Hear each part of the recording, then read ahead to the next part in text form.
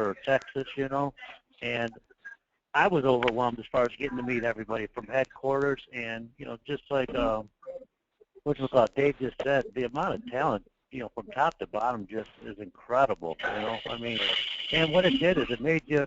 I think Margot said it in the, you know, the ending remarks, as far as you don't feel like the, you know, little guppy who's getting swallowed up by all the talent, but yet part of it. And I thought that was, you know, right on the way I was thinking. Right. That was you, Margot, Right. wasn't it? Said that about the guppy with the swimming with the sharks and how you felt comfortable with it. Someone there? Margot's here, but I don't know if she's logged on. Gotcha. But you know, I mean, that's how I felt. I remember that. That was at the very end of the conference, and that was so well said. What she said, it's yeah. You know, I mean, it was Margot who said that. And that's exactly how I was feeling. You know, as far as you know, have all these big hitters, superstars, and yet you were, you know, it was more like they were looking more out for you than in trying to intimidate you. It was amazing. Right. I mean, I felt very included. Right. You know, one of the first things when I joined this company from my other company, it was, and that's the big fish, little fish thing. It's not about to the people in corporate office and the underwriters and just across the board. It's not about how much volume that you do. It's what do you want to do? What's your goals? Whether it's 1 loan a month, 2 loans a month, or 10 loans a month. This company wants to help you hit your goals.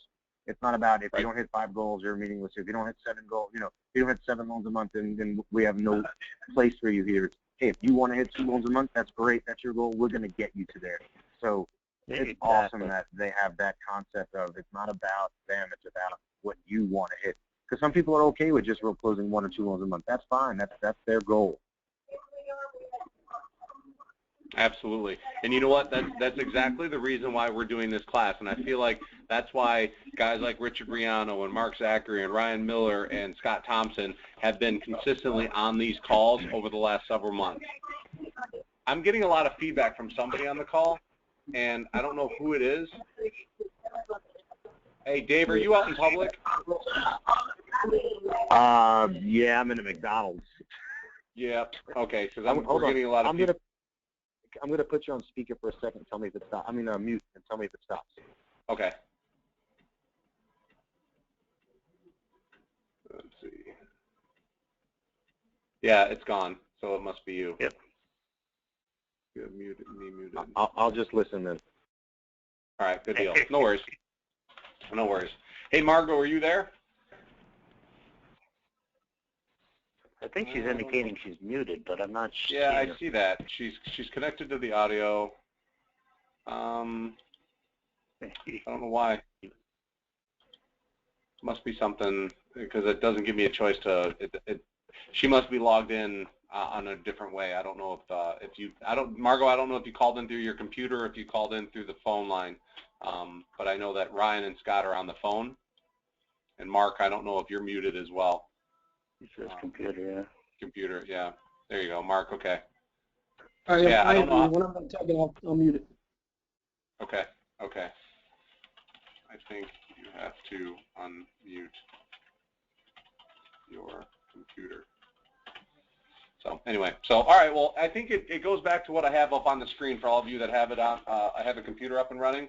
You know, I found this and I felt like this was exactly what this class was all about for me. At the middle of it, we have success. And the success that we all define for ourselves is all independent of each other. I don't hold your volume or your units to the definition of success. My definition of success is to be able to be 100% present for my girls when I'm with them and to be able to provide them with a future of not having to worry about college debt and being able to provide them things that they're going to need in order to give them the best chance of starting off on their life possible. And so when I look at my business, and I've always looked at my business that way, I always looked at it using that as my goal. And it was amazing that when I didn't look at volume and units and numbers and income, how easily all the units and volume and numbers and income came. And so when I look at this little circle and what's around it, I feel like this is what I'm supposed to be doing for each of you guys. And that is to not only teach, but also lead by example. I'm supposed to help make sure that we're clear on what your visions are and inspire you guys and some of those other adjectives. And I want you guys, especially for Margot and Dave that are just joining this class, I think it's imperative that you realize that this class is not meant to be the only thing that you use to help grow your business, but I think Ryan can attest to it, and so can Mark. It definitely has helped augment what they're already good at by improving on some of the strengths that they already have. And I think the number one thing that we as loan officers fail to do when it comes to putting ourselves into a position to succeed is that we really don't look at what we're really good at and really try to find ways to improve upon it. Instead, we try to find the next shiny whistle or the next big lure or the next greatest idea that comes out, and we try to implement it. And I had a conversation with Dave yesterday who prepared his business plan, and I loved it. I love the fact that he put all of that information together. But at the end of the conversation, Dave, what did you take away after our meeting yesterday? That I need to learn. I need to follow the acronym KISS, which means keep it simple, stupid. Yeah. Right. So Yes. so there's a lot of fluff in there, and there's only so much time in the day. And if I follow that business plan that I put together, there's just going to be so much. I'm going to run out of daylight and daytime, and I'm not going to have any chance. And yeah, I might grab a couple more loans because I'm implementing some new things, but that's not what gave me business last year. So I got to build off that and then just add a few different tweaks to some other things, and I think I can grow from there. But just keep it simple. Whatever works for us, utilize that, and then add a little bit to it. But I had 14 points of bullet points of things that I wanted to implement, and Doug was like, "Yeah, that's great, but you'll never have time to do this consistently, and just keep it simple." That's it. And so, yeah, to the point of we all have had some success in 2015. Is there anybody on the phone that didn't have a banner year? Is there anybody that didn't have a year that was better than pretty much any year post 2008? So we all, Margot, can you hear us now? Can you talk? Can you hear me? Can hear you loud and clear, sweetie. Thank you. Yes. I hate it. Hornblower doesn't like it when she can't be heard. It kind of sums up the last name, right? So really, there's nobody on the call that didn't have a banner year last year. And so the goal with this class now is to improve upon the conversations that we've been having. But I think what we should be talking about today and for the next probably couple weeks is really preparing a business plan to get us prepared for 2016. For the guys that have been on the call so far, we've really focused our time and energy on building and understanding the purpose of a lead tracker. I can send Dave and Margot, I can send you guys the recordings for the classes that we've done up to this point, but to really sum it up, and Dave, you and I had this conversation, I believe, yesterday, and Margot, I think we talked a little bit about it as well. I think Mark Zachary said it best. There is no, or maybe it was Ryan, there is no more smoke and mirrors when you use a lead tracker. There is 100% clarity on what your day and your weeks look like as it relates to what your business will be in 30, 45, and 60 days. So, hey, Ryan, for a second, if you don't mind, could you speak to everybody on the call and just kind of tell them a little bit about what has happened since you've started tracking your leads consistently? Like, what's it done to your mindset? What's it done to your actions? How have you approached your business daily now? Sure, absolutely. Whether Doug was on the call or not, gentlemen and lady, I would definitely single-handedly told you that has been the greatest thing that I implemented in my business in 2015, and I believe Mark will state the same. The first couple months that Doug was training on us with the lead tracker, I really wasn't utilizing it, at least on a daily basis. It was something that I saw value in, but again, just wasn't using it on a daily basis, and it really came to light for me. I was having an unbelievable month and probably had, I don't know, $25,000, $30,000 in commissions coming to me that month. And so if I didn't have that lead tracker, I would be a very excited loan officer. However, when I opened up my lead tracker, which I wasn't using daily, I opened it up one day and noticed that I only had, I don't know, like 7 or 8 leads, and it was nearly month end. And for me, that's when I realized,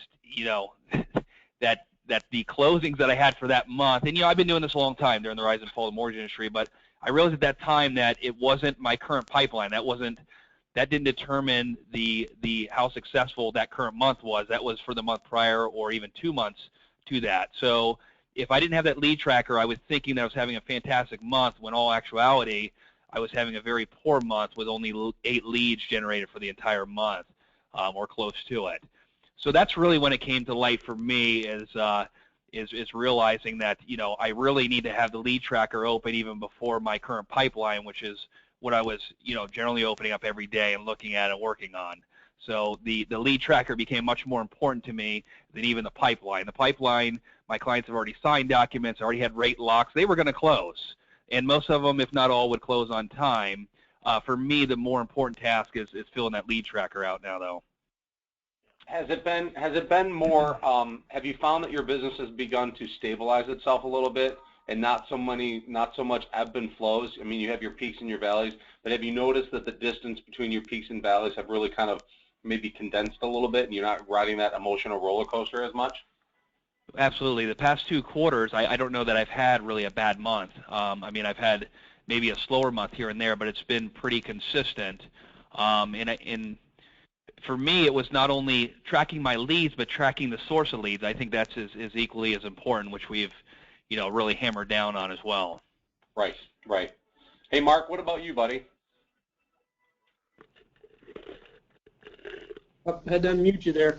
Excuse me, but I agree with Ryan. It's just it has changed my business, and if my goal is to be on the stage getting that executive award, but if I hadn't have done this tracker starting in June, I don't know if I would have even been on the stage to get the one of the President's Award, which I'm proud to get that, but I wouldn't have been there if it really wouldn't have been for this lead tracker and keeping track of all this stuff. It helps you celebrate. It's like Ryan said, it helps you celebrate what's happening this month versus the closings that are happening this month, because this is what drives everything. And if this isn't filling up, if you're not following up on this stuff, then that's what creates that roller coaster that I told you a few months ago, Doug, that I had to get off of. Right. And this has gotten me off the roller coaster, and it takes the stress off of closings too, because you can see, hey, I'm putting the leads in the system, and we know that 30% of those leads are gonna be good ones in close. And so as long as I keep pumping these leads in and seeing who's giving me the leads and how many they're giving me, it helps me focus on those people. And it also helps me focus on, or not focus on, the people that aren't sending me stuff. And what I'm really enjoying seeing is now the referral partners, the referred by column is getting to be more than 2 and 3 and 4 realtors. It's consistently a group of realtors now that are sending me a deal or 2 every month or a couple of months. And last month was off in regards to leads, but this month seems to be back on track with some Right. good leads from a variety of sources. Right. And here's one of the things that I think Dale said last year, and I've never really put it into words as clearly as he did, but I know that for me, when I was originating loans, my lead tracker was opened up on my desktop every single day, and it was a game that I played with myself. At the beginning of the month, my goal was to get 30 leads in for the month. And you would be amazed at when you put that challenge in front of you and you look at it every single day, what your mind can come up with as far as ways to be able to fill that lead tracker up. Jamie Benner, for example, he won, I think he was 2nd place or 3rd place this year in production. Maybe he was 3rd. Jamie consistently has a lead tracker up and open on his desk every day, and his goal is to fill it up to 45 people. That's what his goal is. And so every day that he comes to work, he's using his skill set in how to generate leads. He doesn't concern himself with closings. That's not really the celebration. The celebration comes in the point of how many leads you got in this month, because that really dictates how many closings you're going to have. It isn't how many closings you get determines how many leads you get. It's the other way around. And so what we're using the lead tracker for, and what a lot of the everybody that you're hearing on the call talk about right now, is it really is no different than when you go up to any professional sport. And we're all professionals. What is your average? What is your goals against? What is your batting average? What is your ERA? What does your shots on net look like? And this lead tracker is designed to basically make it completely transparent on what you are or are not doing and how you run your business. I can tell you that if you go back and look at Mark's lead tracker, and I'm going through it all, so in June, look at all the reds that he has. He had 26 leads, but most of them were red. Look at how many bad credit and how many bad clients he had. But as he started to track his deals, the leads weren't as many, but the fewer reds, fewer reds, fewer reds, and in October, fewer even so, and then you get to November and fewer again. But you can start to see the mindset of what he's doing in his business, and it shows based on how many reds he has, which in this case are clients that are not eligible for a mortgage. But every other color represents an eligible client and a potential opportunity. And I think we talked about it in one of the last classes, and it's the difference between seeds and fruit. And everybody that you put on your sheet is a seed or a fruit. It just depends on how you want to approach it. The goal is that as many times as you communicate to people every single day, your mindset should be, whoever I'm talking to, how can I create a situation that either turns them into a lead or leads me to another lead? Does that make sense? Yep. Yeah. Dave? Does that make sense, Dave? Yeah, I'm on mute. I got to take it off every time I talk. No problem. So my question for you guys is, I know that this is not rocket science, and to everybody that's on the call, I know that everybody has some sort of a lead tracker. But I want to explain a little bit as to why we use the lead tracker like Mark has up here, and the reason why we use the one like Ryan has right here. And the reason we use these lead trackers, and it's done monthly, is for a couple different reasons. I think, Dave, you sent me one that had just a spreadsheet with all the names on it. Mm-hmm. The purpose of doing it monthly on... Go ahead. No, go ahead. Sorry. I was going to say, the reason we do it monthly and the reason we keep it simple like this and why all the details on the lead tracker are important is because they all fill a specific need. For example, the lead tracker that I have up is the one that I gave to Ryan. And Ryan uses it emphatically. And so when I look at this, you have the name of the referral source, or I'm sorry, the referral. You have the source in which it came from. You have the status, phone number or email address, who referred them, or sorry, what kind of a referral, the number of calls that it took for you to get them, and what kind of transaction. And the reason we track those details is because they're all relevant for your business, for tracking how you're going to do your business the next year. Now that Ryan and Mark and Scott and Richard have this information in their database, they can go back and, to your point, Dave, you know what you did last year that brought you to 12 million. Ryan, you know what you did last year that brought you to your dollar amount. Margot, you know what you did to your dollar amount.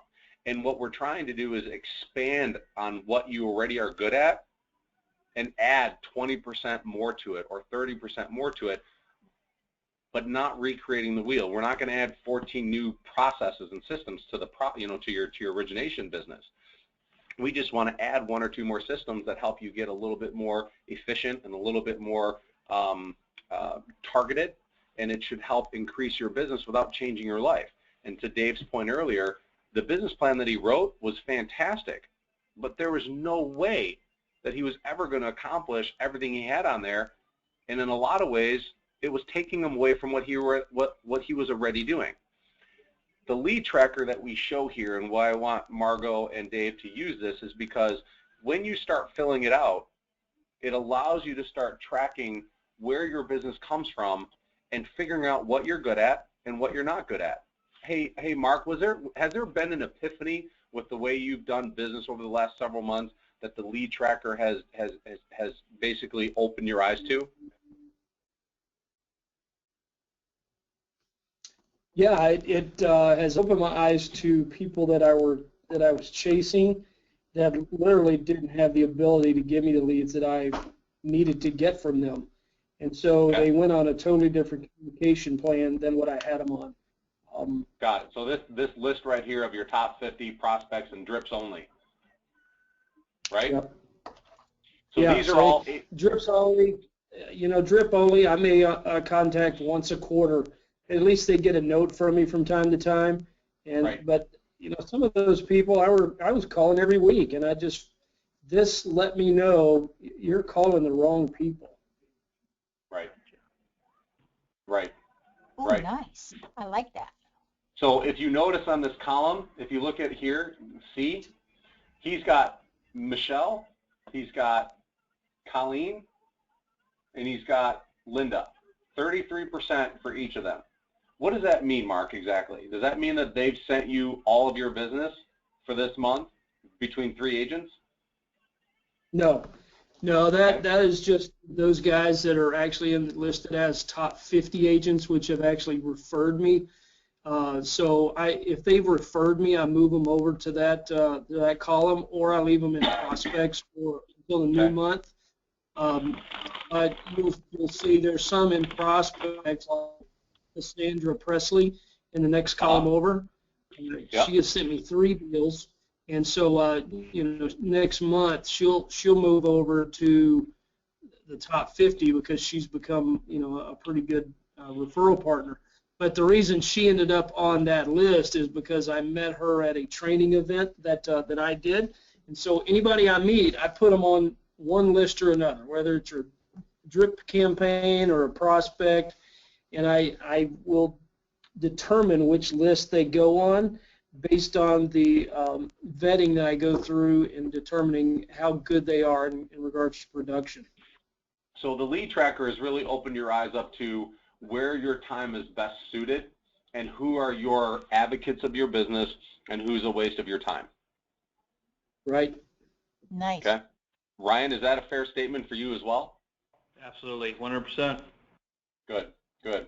Here's a really cool thing that I love about Ryan's lead tracker, and this is something that you guys just have to, we'll get to this. Margot and Dave, in the last 30 days, how many current client referrals have you gotten from people that you've got actively in the pipeline? You know my answer, Doug. I'm embarrassed to say it. No, don't be embarrassed. It's the truth. No, I'm kidding. I'm kidding. I don't get any. I don't touch that part of my database. I don't get very many referrals from past clients. What about your current clients? Like people that you've got in the process, are you getting any current client referrals? No, I get them in there. It's like they leave me, they give me hugs and kisses and say I'm the greatest person in the world, and I really never hear from them again. Hey Ryan, I found your alter ego, buddy. I was going to say mine too, yeah.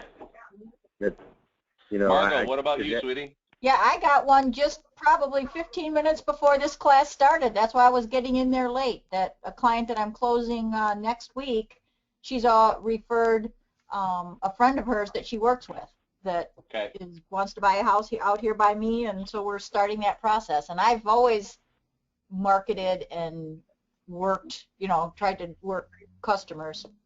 As far as do you get a consistent amount of current client and past client referrals? Yep. It's probably 50%, maybe 50% of what I do. I'd have to pull it up in MPC to see exactly what it is, but.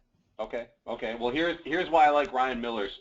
Look at this: personal friend, realtor, past client referral, realtor, personal friend, current client referral, and current client referral with some realtors mixed in there. Dave, when we talk about reaching your goals for the year, if you continue to do the same business that you're doing, but you were able to add 1, 2, 3, 4 clients a month to your database just simply by doing some techniques that we teach here, do you not think that it would be easier for you to manage your life and actually accomplish the financial goal that you have? Oh, without a doubt. I would just do what I do from last year and then add that other leg of my business. I'd be a very happy person. Great. Hey, Ryan and Mark, has it been an extremely difficult process to be able to get those current clients and past clients on the lead tracker? No, it's not difficult. It's actually simple. It's a simple process.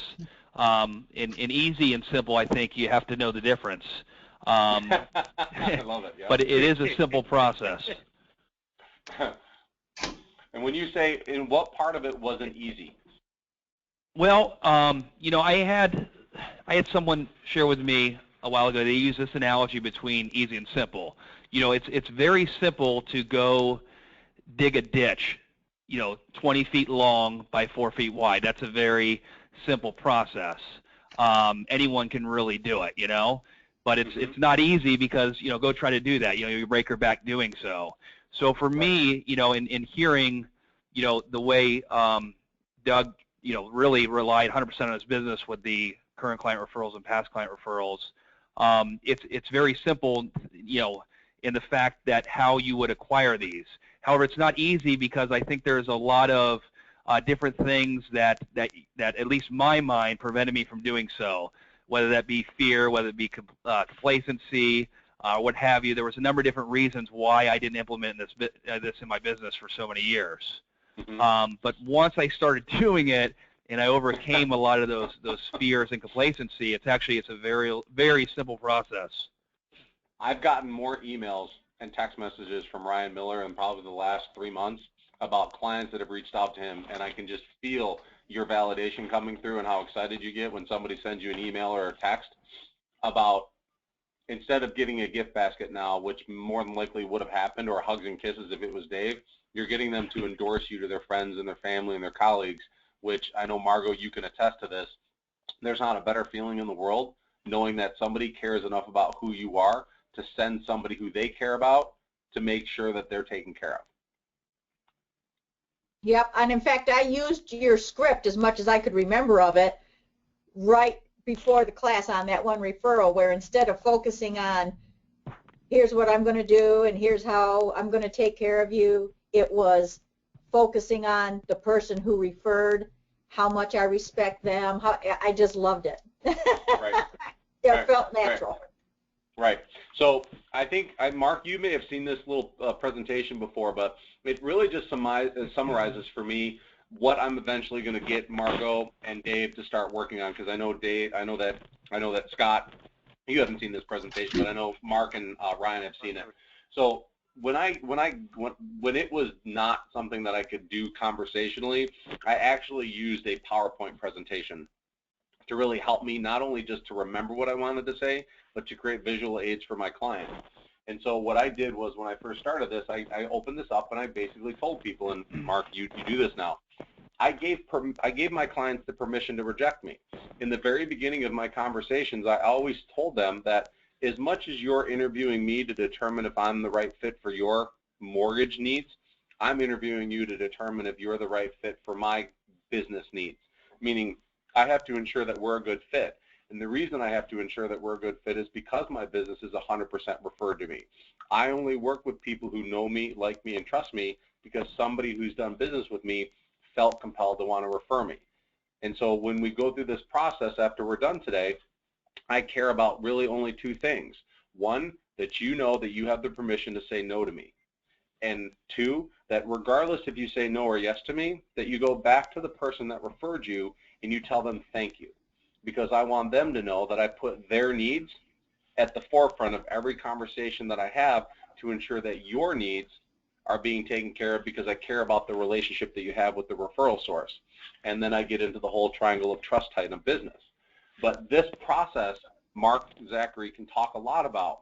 There was a paradigm shift in your business when you started to implement this one little piece of your conversation into your applications. What happened when you started to do that with people? Well, it takes the feeling of being just a commodity totally out of it. I think you see yourself in a whole different light of being a true professional, somebody that's worth something, and I'm more than a rate, I'm more than closing cost, and I tell everybody I'm trying to work with 10 to 15 people per month, and that's it, because I want to be able to service you at a high level. And I let them know you can go online and find a cheaper rate if you search long enough, but it's not about rate for me. It's Right. about the service we provide, the closings on time, and just the just that I'm not a commodity. I don't. It's not like a freaking McDonald's drive-through. You can't just come in and treat me and my team that way. And I haven't got the guts up yet to say I'm interviewing you to make sure you're a good fit for my team. But I do say, I want you to be a good fit for my team because I want you to become a walking billboard for me when you walk out the store after closing. And let them know I don't do any advertising, any marketing whatsoever other than YouTube videos from time to time. I depend on my referral partners to make a living. And, Right. It feels good to be able to reject some people right off the bat because you know that they're just not going to be a good fit for you. Right. I'm going to give you a little bit of coaching here right now with that. I think you lose a little bit of power when you take away that statement of you're interviewing them, because as much as you've positioned yourself to be the professional, I think you also have to position yourself as being somebody who has standards, meaning that when I tell my clients that I'm interviewing them, I have to make sure that my clients are a good fit for me because I have a reputation to uphold. I have relationships beyond just theirs that I have to maintain, and that falls into the listing agent's relationship with me, the realtor's relationship with me, the title company's relationship with me, and my underwriting staff and everybody else. And so when we agree to work with each other, there are certain standards that I have because in order for us to accomplish the goal of closing your loan on time, it's imperative that we come to terms with if we're a good fit for each other, because if I call you and ask you for something and it takes you days to get back to me, it's my reputation that's at stake now, not yours. Yes, you have the home that's online, and we care a lot about that, but I go beyond that and I look at my reputation because I build my business on relationships and through referrals. See, this is yet another conversation that you can hammer into the point of my business is 100% referred to me, and I care significantly about my reputation. And if I'm interviewing you to determine if you're a good fit, it's because I have to decide if it's worth it for me to take you on, if your expectations of me are realistic, and do I think that you're going to deliver on my expectations when I request them from you. And I think when you do that, it actually puts you in a position of even a higher power, not a manipulative power, but a power of this is somebody who cares at the highest level, that I have to fit within his parameters, not he has to fit within mine. I liken it to going to a restaurant. Let's just say that we all go out to a really nice restaurant. Oh, let's use the Westin we were just at. You can go and order, Dave, you and I ordered a scotch that night, and so did you and I, Mark. And we have a scotch, and they came back and said, well, that'll be $25. And I'm like, well, that's bullshit. I can go down the street and I can get it for $5 for the same scotch. They're not going to turn around and go, let me go talk to my manager and see if I can give it to you for $5. What do you think their response is going to be? Go down the street. Go down the street. And the reason they say that is because they don't come from a position of weakness. They're like, you're staying at the Westin.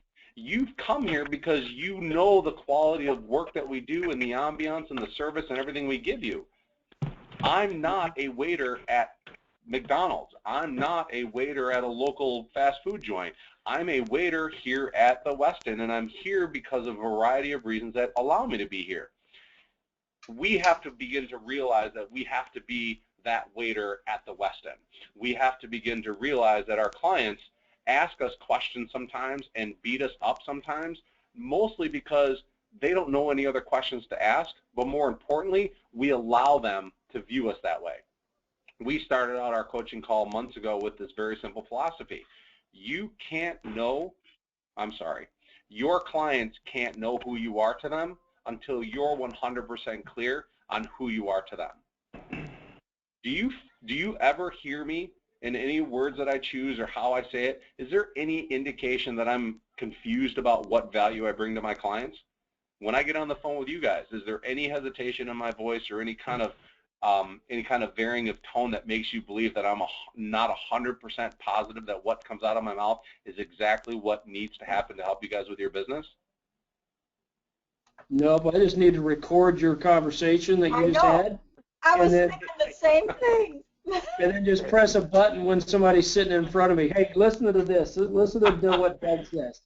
Well, I have good news, guys. I'm recording this session, so you'll get it in the playback. Good. That's awesome. Well, I heard The in a point- coaching with What? a previous coach years and years ago, and they said if there's lines you want to practice, call yourself and leave it on your voicemail, and you can hear yourself. And when you're hearing yourself that's been recorded, it helps you tweak the inflection and Right, sounding right. more natural and stuff. Right. It's That's a got to good be idea. conversational. And Ryan Miller, for example, it took him a little bit of time to get comfortable even using the words giving me a referral. And even after that point, we modified it a little bit to talk about I would love to earn an opportunity to meet somebody else in your life. My business is relationship based. I think we all have our style, and we all have to just really emulate it. All I want you to do is emulate it. I don't want you to fix it. I don't want you to adjust it, but I want you to start practicing it on a consistent basis. And the reason we start off with that simple strategy of giving people the permission to reject is it because you come from a position of strength and not weakness. When you tell somebody, hey, Mr. and Mrs. Client, I would love to earn your business, but right now we have a decision to make. I have to decide if you're the right fit for my team, and you've got to decide if I'm the right fit for your family's needs. At that moment, and Mark, you can correct me if I'm wrong, the energy and the paradigm shift in their thinking is completely unlike anything they were expecting. More importantly, Yeah. I guarantee you that there's not another mortgage lender who's meeting with them and talking to them that would ever say that. And that's the power of the message, is that you're coming from a place of, I would love to earn your business, I just don't need it.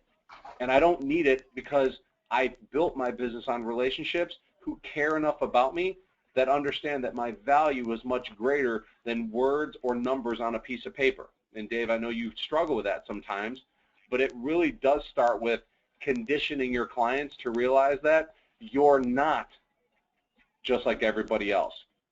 You're a firefighter. You're trained to go into people's homes and save people's lives. I liken that to the same thing. You can almost hear it in their voice and see it on their face when you're meeting them face to face. And when you're at that point, it's almost like, well, what do I have to do to be able to work with you then? I mean, it does totally change the way they approach you because you do come across as the guy. I mean, the guy that people really want what they can't have. People want what they can't have, and as soon as you tell them that you're not a shoe-in or that you're not just an order taker and that they have to conform to you, you really have just elevated your business perception to them at a significantly higher level. It's no different than how I talk about my mortgage practice.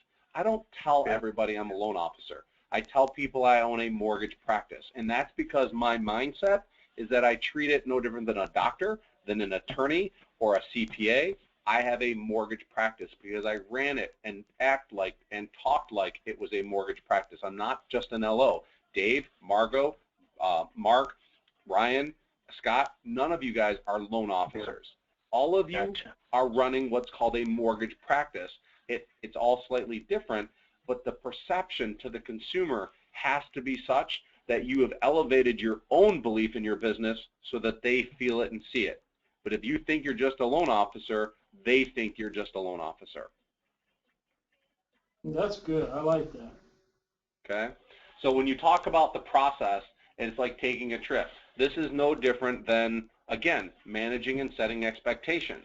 When you talk about the process and you talk about how this process is like flying in an airplane and that there's going to be turbulence, just by having this conversation with the client and going over all of these things that could potentially go wrong.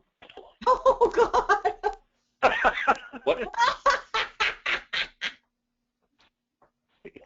What do you think the perception? What do you think the perception of their mindset is of you as soon as you show them this list? Oh my God, this guy's going to take care of all this for me, and I better make sure I'm working with somebody that knows what the hell they're doing. Yeah. This document in and of itself, if you're not using something like this, you need to ask me for it because the bottom line is here's the beauty of it. When you talk to them about the process as you've gotten their involvement in the business, this is yet another way to elevate your practice. There is not another mortgage professional in your network that you guys run into that I guarantee shares this document with their clients. One, because they've never taken the time to do it. Two, they don't ever think far enough ahead that these are the things that could go wrong. And C, they don't really care that these things could go wrong. The truth is that all three of those statements, each one of you guys care about. And so by itemizing these in front of your clients and telling them who's responsible, look at the buyer and the borrower has 33 of them. That's where you get their buy-in and going, here's why I need to make sure you're a good fit. Here's the realtors, here's the seller, here's the title company, here's the property, the appraiser, and the inspectors. There's a lot of things that go on in this business that you don't know behind the scenes. Do you think as soon as you show this to them that they're rate sensitive anymore? I'm being serious. Do you think that there's a moment in their mind they're going, wow, maybe we need to ask them to take an 1/8 or 1/4% lower because we can get that down the street at a credit union who we've met with and hasn't told us one of these problems that could potentially happen. This is why you run a mortgage practice. This is an example of how you run a mortgage practice. This is what separates you from being the commodity versus being the professional. No different than tracking your leads. This is an example of how every time you go to bat, Dave, you're more likely to secure a loan from a borrower when you have these types of conversations than if you don't, because when you have these kinds of conversations, you're elevating your perception of, by them of you. And the truth in the matter is that nobody else in your marketplace does this stuff. And if you're getting 30 leads a month in, but you're only converting 3 or 4 of them, it's largely due in part because you're not doing a good enough job elevating yourself in front of them.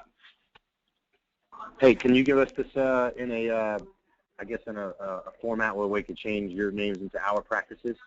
PowerPoint? Yeah, I'll send you guys the PowerPoint. Yep. Okay, good deal.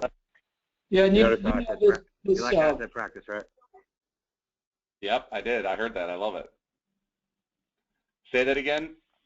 well, what I was about to say was, one thing I got from the conference is I need to get back to face-to-face where I can have this conversation, put this in front of them, and stop doing the pre-qualifications, but after the pre-qualifications, we set if they're good enough, obviously if we do the pre-qualifications, they are, set a face-to-face appointment within 48 hours to go over all this stuff.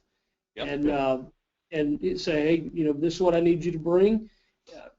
Collect all their documents and then go over this with them, and then ask those 2 questions that, what was his name, the guy you were mentioning earlier, not Jenner. Jamie Bender. Jamie, about having the conversation, having 2 questions. Did I explain the process well? Do you understand the process, and are you ready to move forward with me?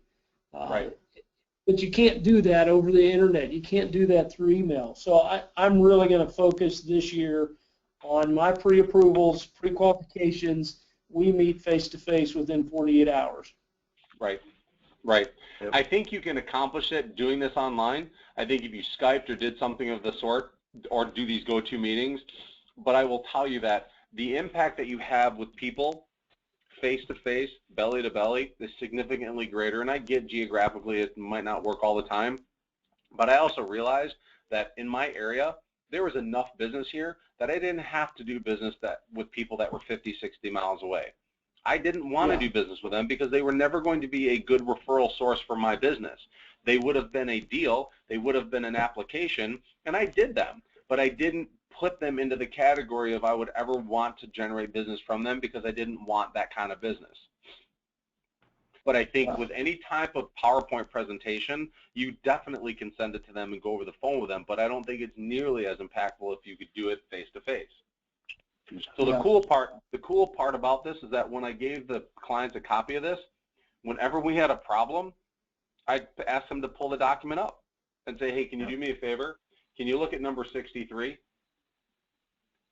The home was, the appraiser went out to the home, and the home was vandalized. It was destroyed. We have a problem. Now, instead of it being a surprise, it's been, well, my God, you told us this could happen. What do you think that does to your credibility?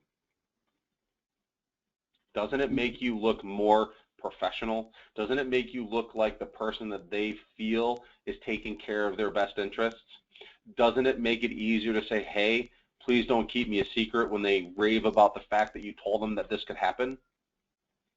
This becomes a huge moment to turn a problem into a huge success. And it all boils down to setting the stage. But you never would care about setting the stage unless you viewed yourself as being more than just a loan officer. So. Yep. You know, yesterday, and I'll shut up because I know I talk too much, but yesterday I took my CD for the year, and I made a post on Facebook, and I was sitting in there looking around and listening to questions and just seeing the people in there, and I made a comment, and I said, as I looked around, it's more and more apparent that my competition is not the people sitting around me. It's my competition sitting in the seat with me. And, yep. You know, if you could do this, all of those other people that were in that class yesterday that you look around and say, oh, my God, would somebody really take a loan from that guy? And you present yourself with all of this stuff, I mean, you're head and shoulders above everybody. I mean, it's just crazy when you really think about the people out there that I think is my competition. It's not even close to my competition. Right. My competition is right here between my ears. I'm gonna share this story with you, and I'm sure you guys have maybe even heard me say this before. And if you've heard me say this to you individually, feel free to say it again. What is the one thing that differentiates each and every one of us on the phone that makes us unique? What's the one thing that makes us different than everybody else?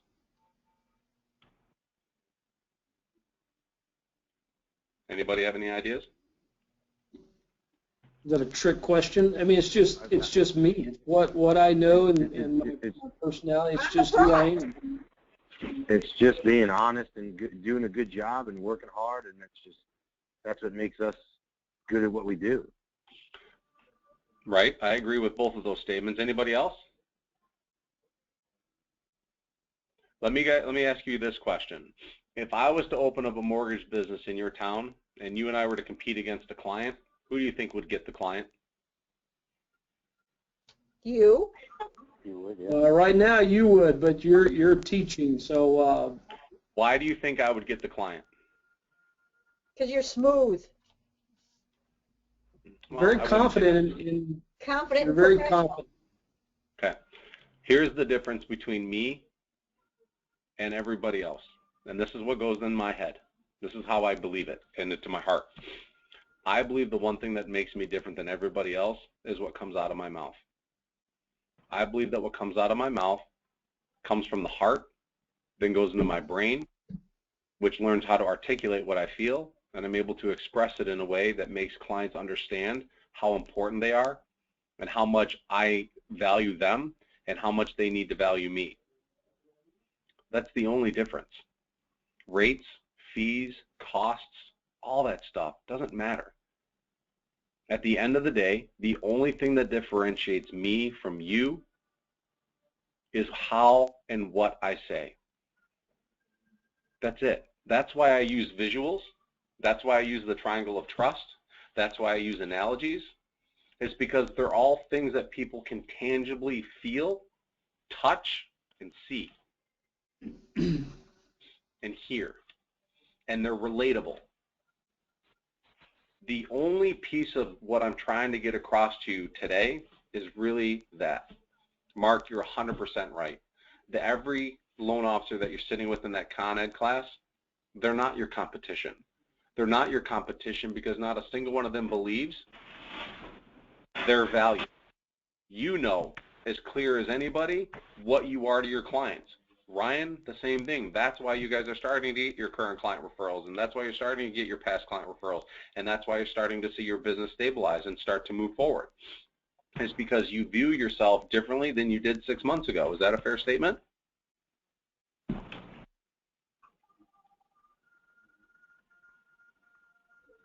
Is that a fair statement? Did I lose somebody? Absolutely, Doug. It is a fair statement, and that's what it comes down to for me is like my clients did not know my business model, even though I was 100% referral based. 4 months ago, there wasn't one client that knew that, and that's why I continue to get gift baskets rather than CCRs and PCRs. Once they understood the way my business operated, not all of them, but the good majority of them had either referred me or promised to refer me out, during the course of the next 3 months. I think the statistics are, it's an 80-20 rule. 80% of the business that you do would refer you if you asked.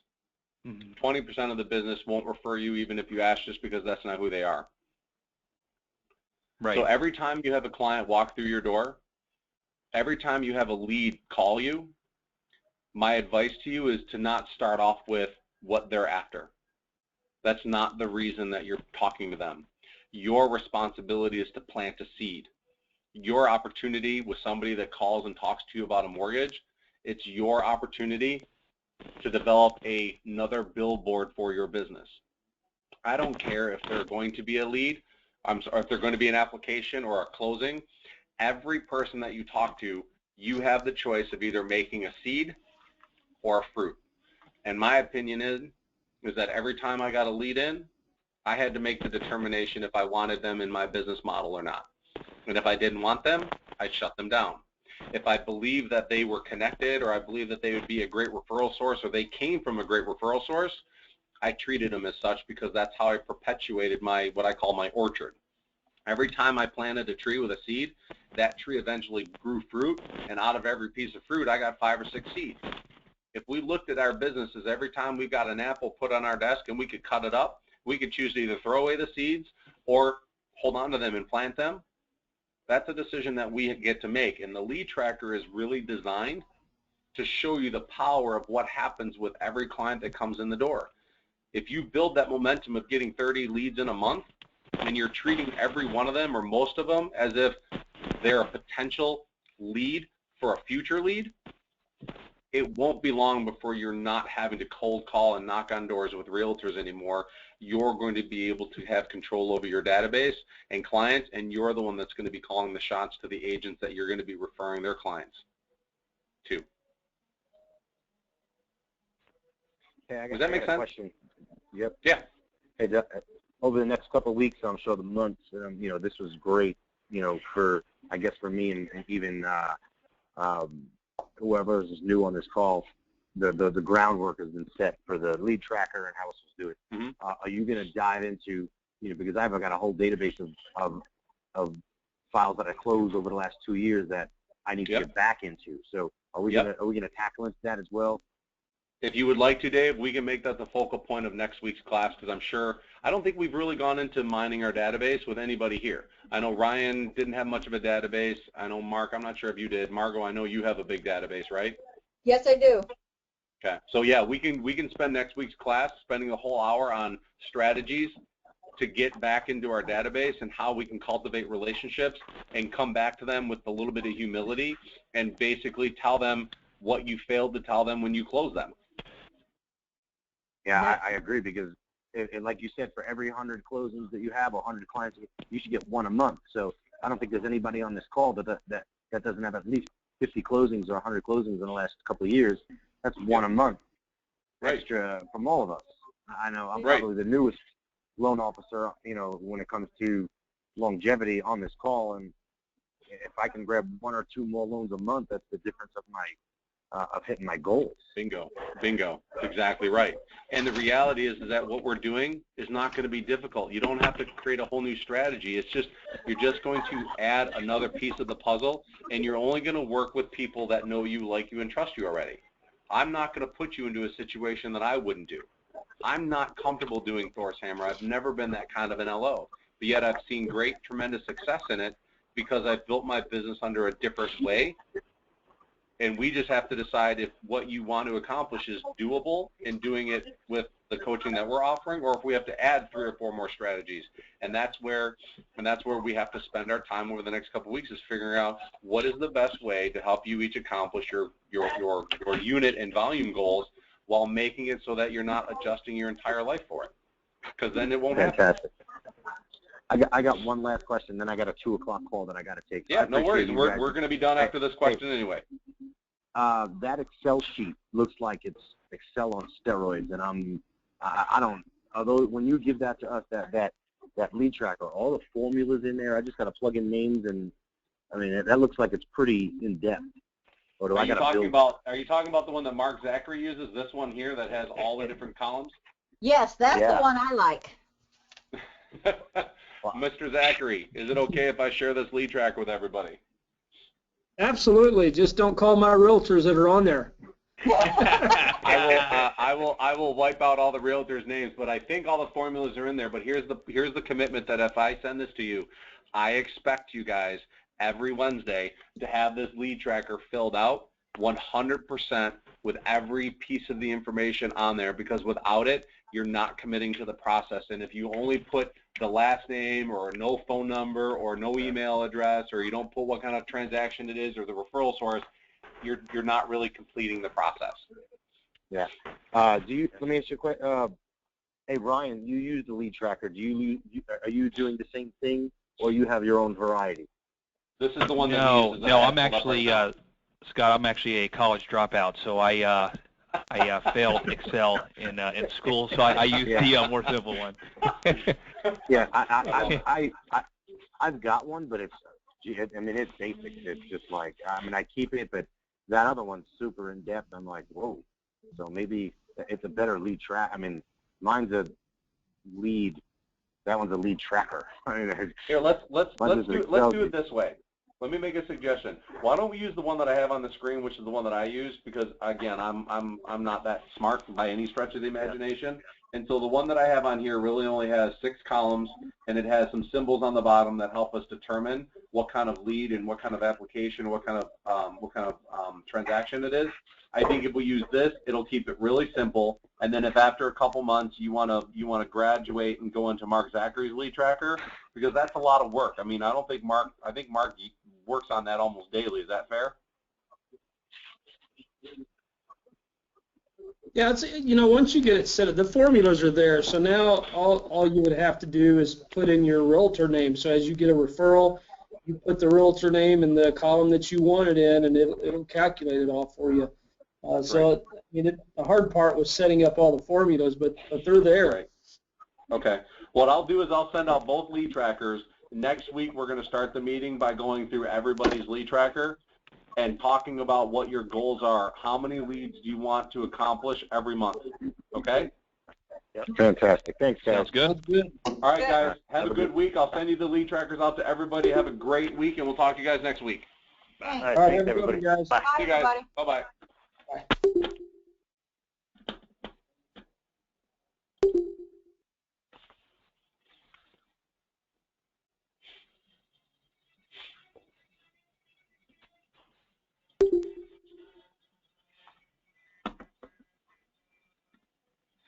This is Doug. Hey, how are you? Hey, what's up, buddy?